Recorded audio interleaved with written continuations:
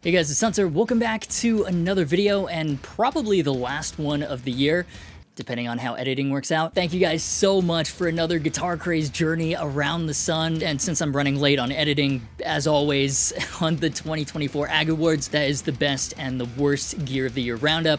I mean, this has been such a long year already, personally quite a tough one. And so I thought it'd be nice to end this year on positive vibes only, going into the new year without sounding too much like a crazy crystal salesperson. Anyway, so I figured it'd be cool to revisit the best highlights that the major guitar brands had to offer over the last 12 months, or at least the brands that I've been following close enough to talk about.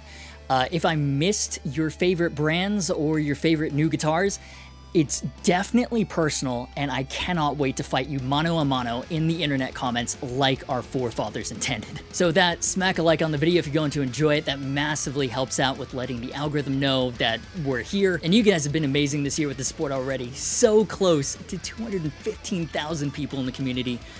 Just insane, so let's keep it going. These are the top 3-ish guitars of the year from the major brands. Let's take a closer look. The top PRS SE guitars of the year. PRS SE CE24 Sandblasted. Finally, PRS launched a non-Europe exclusive Sandblasted SE, and while sandblasting of this caliber used to be a rare feature on only super expensive guitars, these are very reasonably priced import production models. Since they added the long-awaited bolt-on CE24 to the SE lineup earlier this year, PRS has been going absolutely crazy with the platform. The flame top, the sandblasted, the standard satin, love that one too, absolute workhorse. They've been going nuts with SE bolt-ons in general, also adding the Swamp Ash Special in the NF3. First time some of us had even heard about these unusual cult classics, and as part of the SE line, they were also more accessible than the originals, and then the SE Custom 24 Quilt. Not only do these look dope as f with matching headstocks, but it's got specs not even found on production USA core models. You generally have to go to the even higher tier and more expensive wood library custom builds for a quilt top and an ebony fingerboard, so not bad for a sub $1,000 SE. But then, here are the top 3 Fender guitars of the year. Tom DeLonge's Starcaster, probably the most anticipated Fender guitar of 2024 after Blink-182 reformed and Tom Strat was reissued last year. It's been a while since there's been a Starcaster with the Fender logo in the lineup, and so in this pop-punk form with a roasted maple neck and a single Seymour Duncan custom, especially in shell pink and in seafoam green,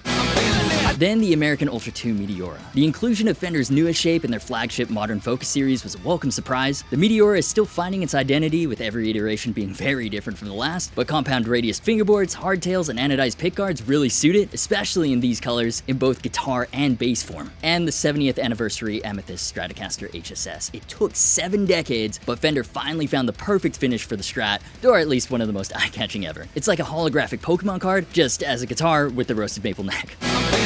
Then, the best LTD guitars of the year. The EC01 FT, the ultimate sleeper of a premium spec workhorse guitar. Obvious classic-inspired aesthetics, then combined with extra jumbo stainless steel frets on an ebony fingerboard, a recessed Tone Pros bridge for a Floyd Rose-esque low-profile feel, and a single ESP-exclusive Seymour Duncan Custom 14, basically a Black Winter Duncan Custom hybrid, and it's a single cut. On this channel, that always wins. Then the XJ1 HT. There hasn't been a production XJ in a few years. Awesome that it's back in the import lineup, especially in this evil-looking no-frills form with a single Fishman Fluence Classic, and again, extra jumbo stainless steel frets. And the Royal Shiva, based on Bill Kelleher's 9-string First Act Custom, which itself was based on his old Yamaha SG-1000, or maybe based on Brent Hines' 12-string First Act Custom shop? Who knows? Either way, inspired by Mastodon's past, then modernized with Kelleher's signature Motortone Hellbenders, sick. But then, these are the top 3 Gibson guitars of the year. The Les Paul Modern Studio, an open-pore satin-finished workhorse version of the Les Paul Modern, let's go. Aesthetically, it's so clean with the Studio's unbound body, then feature-wise, it's got the Modern's compound radius ebony fingerboard, carved neck heel, and 4 push-pull controls for individual coil taps, phase, and direct output, and a white Studio with an ebony fingerboard is back in the lineup?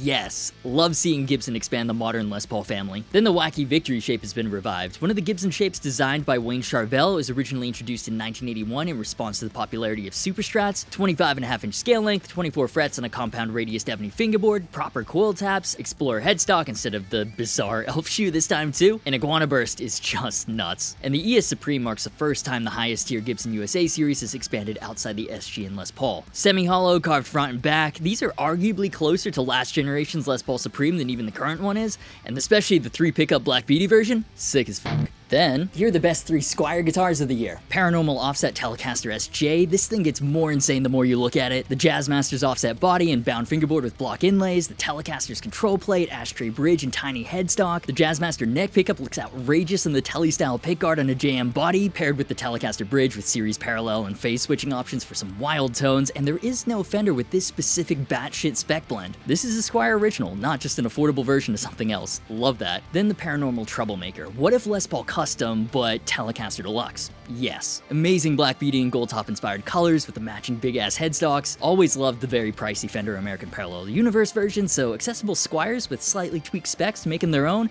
Nice. And obviously, how could this list be complete without mentioning the return of the Queen herself? Well, the first was literally a budget instrument never intended to be a fucking $1,000 collectible. The reimagined successor to the throne is actually a good guitar? Unexpected, but well played, Squier. And then, here are the best 3 Ibanez guitars of the year. Iceman IC420. The Iceman is back in the lineup, and this value level reincarnation is a mashup of callbacks to the earliest models. As Ibanez's first original shape, they needed something that definitely wouldn't get them in trouble with the big American companies again. Always had a soft spot for the outrageous Iceman shape, thanks Darren Malakian. Very cool, especially in blue metallic. Then Tim Henson's TOD70, the 7-string version of Tim Henson's super clean AZ-inspired signature. Still has the basswood body, oval C roasted maple neck, ebony fingerboard with stainless steel frets, and Tree of Death inlay, Go-To hardware, and signature Fishman influences with the exclusive nylon string surrogate voice. Even the scale length is the same, just with the 7th string. And Paul Gilbert's Fireman FRM 350. Paul Gilbert originally ideated the Fireman by mirroring the Iceman in Photoshop to make it even wackier,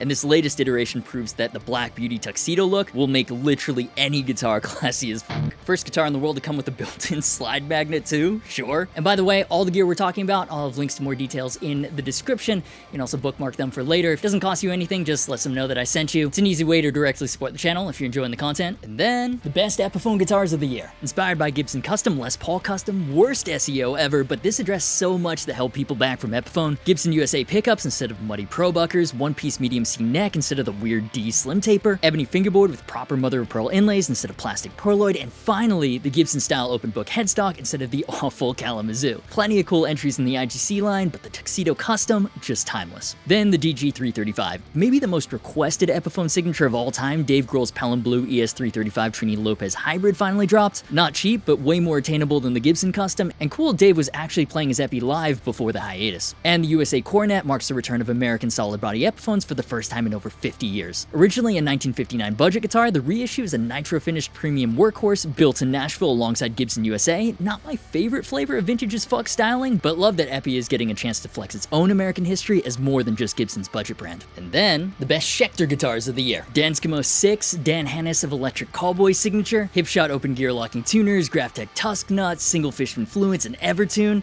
Reminds me of another certain guitar. Interestingly, it's not a modern but a Tosin Abasi humbucker, similar but less hyper mid-range focus, and the spec list continues. Compound radius ebony fingerboard with stainless steel frets, naturally oiled winged neck with carbon fiber reinforcement, and that glorious purple sparkle is so on brand. I'm not even exaggerating, I need it. Then the revived Stargazer series. What if Rickenbacker guitars actually looked good? The Stargazer lineage actually goes way back, but it hasn't been in the lineup in about a decade, and this time Schecter went all out. Bigsby, 12-string, 4, 5, and fucking 12-string basses, and every single new model comes in left-handed too, the crazy bastards. Honestly, 60 seconds is just way too short to cover all the cool stuff. There's Meeg's Baritone PT, Keith Merrow's New Artist, the Ink Bomb, the Black Ops series. Schecter literally cannot calm down, and I'm here for it. Then, the best 3 Harley Bentons of the year. ST Modern Plus, Tesla HSS pickups, vintage style locking tuners, roasted flame maple neck, stainless steel frets, glow-in-the-dark side dots. Only a little sore spot is the Laurel fingerboard, but a lot of guitar for $350. Then my signature Harley Benton finally dropped in a big way. First was the 5th anniversary reimagining of the carved purple ash top original, 25-inch scale length, roasted flame maple neck, extra jumbo stainless steel frets on an ebony fingerboard with highly rolled edges and glow-in-the-dark side dots, brushed chrome hardware, custom voiced Roswell Seraphim humbuckers. The bridge is especially cool with an Alnico bar magnet and ceramic flankers for some warm percussive chonkiness. And this time there's an absurdly fun 28-inch scale length baritone that chugs even harder. It gets so stupidly low, I love it.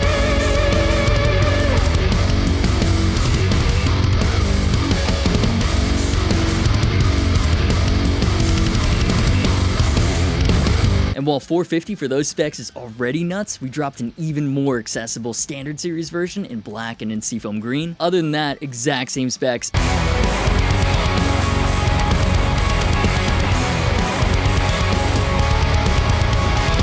same premium playing experience, just even more wallet friendly, and yes, 28-inch baritones too. And I thought that that would be a great segue into how awesome you guys are and how grateful I am for another year of nerding out about guitars as a job, but I forgot Jackson. No real excuses, but if I were to make an excuse up on the spot, it would be because the Jacksons I was really excited for this year, like Lee Malia or Mike Stringer's offsets, were MIA. But for me, Jackson killed it this year with the XT baritones, 27-inch scale length modern metal versions of their classic shapes, the Pro Plus SL2 in rainbow crackle, and in cracked mirror, finishes right out of an 80s Jackson custom shop catalog, upgraded to today's modern metal spec standards with stainless steel frets and lumen lays, and Diamond Rose signature Monarch, an updated and ever-tuned take on the 2000s Warped Tour metalcore single cut theme. So yeah, now with Jackson covered, that'll do it for me. That'll do it from this year. Here's where I'll throw it to you. What were your highlights from each major brand, and which brand, if any, really stood out for you this year? Any and all thoughts? Drop them down below. Massive thanks to my incredible supporters on Patreon. You guys are the reason these videos keep happening.